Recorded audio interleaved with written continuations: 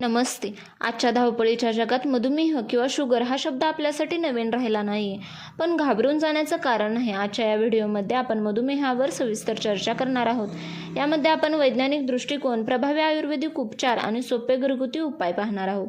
हा व्हिडिओ शेवटपर्यंत पहा, कारण शेवटी मी तुम्हाला काही अशा टिप्स देणार आहे. त्याने तुमची शुगर लेवल कंट्रोलमध्ये राहायला नक्कीच मदत होईल. मधुमेह म्हणजे नक्की काय? आपल्या शरीरात इन्सुलिन नावाचे एक संप्रेरक म्हणजेच हार्मोन असतं, जे स्वादिपिंड म्हणजेच पॅनक्रियाज तयार करतं.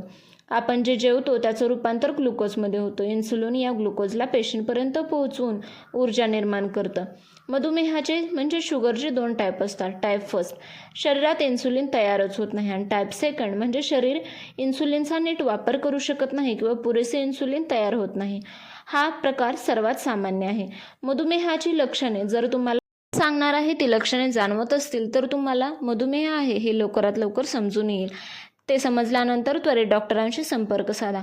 तर मधुमेहाची लक्षणे कोणती आहेत ते पाहूया. तर वारंवार लघवीला होणे, तसेच अतिशय तहान लागणे, सतत भूक लागणे किंवा अचानक वजन कमी होणे, जखम लवकर बरी न होणे, हातपायांना मुंग्या येणे किंवा अंधुक दिसणे. मधुमेह फक्त साखर खाल्ल्याने होत नाही, तर आपल्या शरीरातील पेशींना ऊर्जेसाठी ग्लुकोजची गरज असते. इन्सुलिन हे त्या पेशींच्या दरवाजाची किल्ली आहे. टाईप 2 मधुमेहामध्ये पेशी या किल्लीला प्रतिसाद देत नाहीत. परिणामी साखर रक्तातच राहते आणि पेशी उपाशी राहतात. यामुळेच मधुमेही व्यक्तीला सतत भूक लागते आणि थकवा जाणवतो.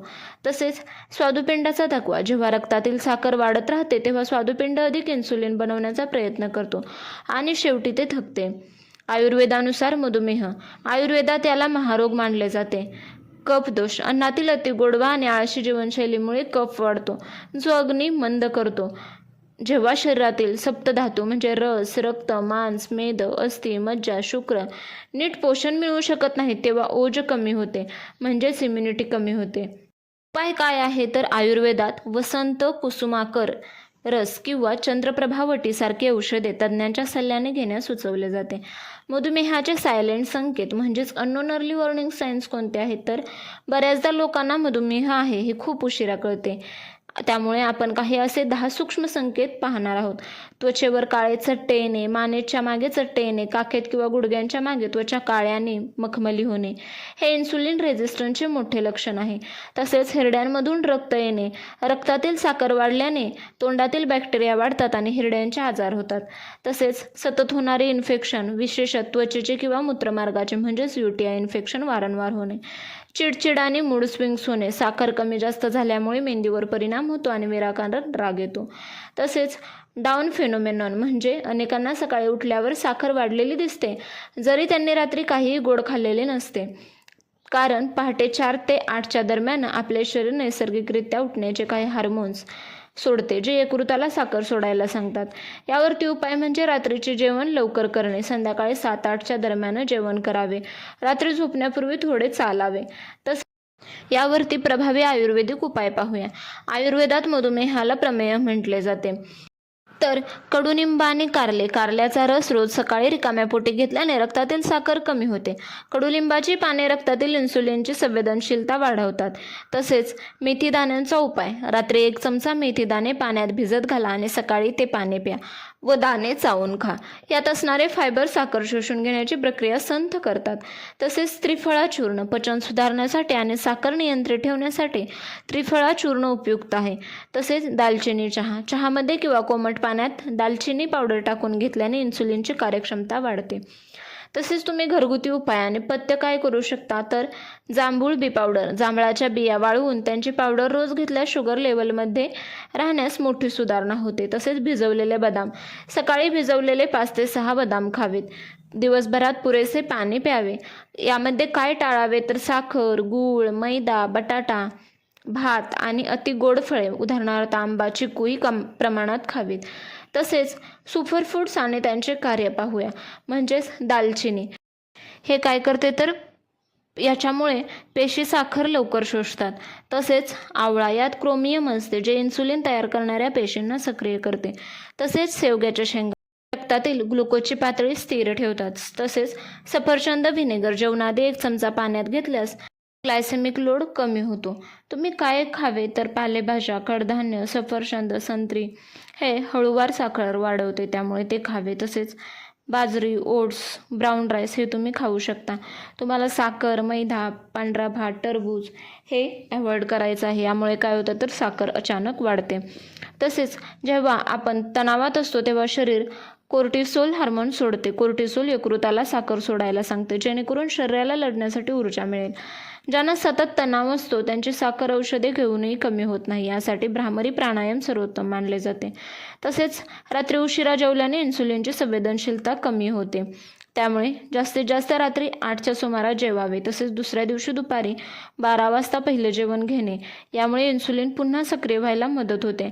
तसेच तुम्ही घरगुती काढे किंवा चूर्ण काय घेऊ शकता ते पाहूया. तर मेथी, ओवा, काळे जिरे चूर्ण 250 ग्रॅम मेथी दाणे, 100 ग्रॅम ओवा आणि 50 ग्रॅम काळे जिरे म्हणजे कलोंजी भाजून पूड करा.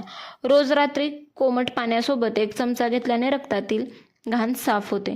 तसेच दालचिनीचा चहा, साखर न घालता दालचिनीचा चहा प्यायल्याने मेटाबॉलिझम 10 पटीने वाढतो. तसेच फूड सिक्वेन्सिंग, जेवणाची योग्य पद्धत. आजकाल हे तंत्र खूप गाजत आहे. आपण काय खातो यापेक्षा कसे खातो हे महत्त्वाचे आहे. त्यामुळे जेवणाची सुरुवात नेहमी सलाडने करावी. काकडी, गाजर, बीट याने सुरुवात करा.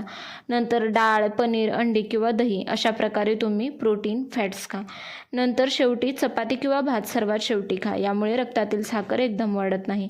तसेच मधुमेहासाठी आपण 5 प्रभावी योगासने पाहणार आहोत.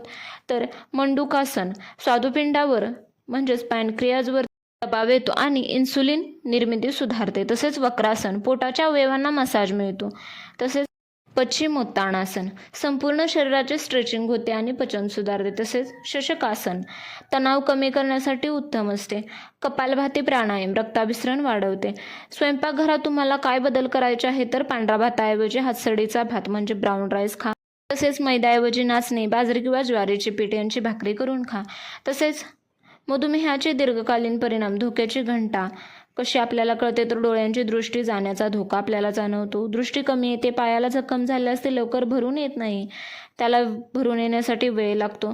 तसेच किडनी व्यवस्थित काम करत नाही. तुम्हाला मधुमेहामध्ये उपाय म्हणजे काय करायचं आहे तर जेवणानंतर 10 मिनिटे चालणे. जेवल्यानंतर लगेच बसून न राहता 10 मिनिटे शतपावली केल्यास शरीरातील स्नायू रक्तातून साखर शोषून घेतात. ते कोणत्याही औषधाइतकेच प्रभावी ठरते. जेव्हा आपण सकाळी उठल्या उठल्या चहाने बिस्किट खातो तेव्हा रक्तातील साखर अचानक वर जाते. त्यानंतर शरीर खूप इन्सुलिन सोडते आणि साखर अचानक खाली येते. यामुळे पुन्हा भूक लागते. सकाळी प्रोटीनयुक्त नाश्ता करा. उदाहरणार्थ मूग डाळीची धिरडे, अंडी किंवा मोड आलेले कडधान्य खा. यामुळे साखर स्थिर राहते. तसेच ज्वारी आणि बाजरी यात भरपूर फायबर असते. तसेच रागी, नाचणी यामध्ये कॅल्शियम आणि अमिनो ॲसिडचा साठा असतो जो रक्तातील ग्लुकोज नियंत्रित करतो. तसेच वरई म्हणजे वरीचा भात याचा ग्लायसेमिक इंडेक्स अत्यंत कमी असतो. यामुळे भाताला उत्तम पर्याय म्हणून हा आहे. तसेच जेवणापूर्वी 10 मिनिटे आधी 1 ग्लास पाण्यात 1 चमचा सफरचंद व्हिनेगर टाकून प्यायल्याने साखरेचा स्पाइक 30% कमी होतो. तसेच नेहमी पहिले भाजी किंवा सलाड खा. यामुळे पोटाभोवती फायबरचे एक जाळे तयार होते जे साखरेला रक्तात वेगाने जाण्यापासून रोखते. तर मित्रांनो, आज आपण मधुमेहाबद्दल वैज्ञानिक कारणे, आयुर्वेदिक रहस्य आणि सोपे घरगुती उपाय सविस्तरपणे पाहिले.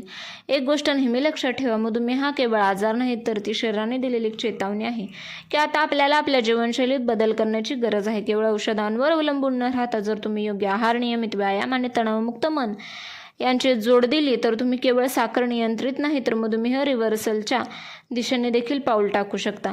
निसर्गाने आपल्याला अनेक अनमोल औषधे दिली आहेत. फक्त ती योग्य पद्धतीने वापरण्याची शिस्त आपल्याला लावून घ्यावी लागेल.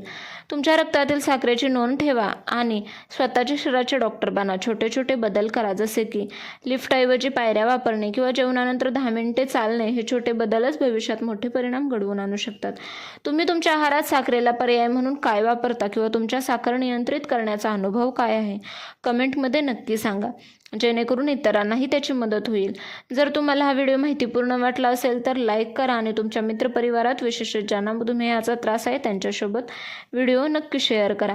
अशाच आरोग्यदायी माहितीसाठी चॅनलला अजूनही सबस्क्राईब केले नसेल तर प्लीज सबस्क्राईब करा.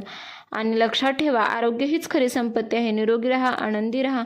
पुन्हा भेटूया अशाच एका नवीन व्हिडिओमध्ये. तोपर्यंत धन्यवाद. श्री स्वामी समर्थ.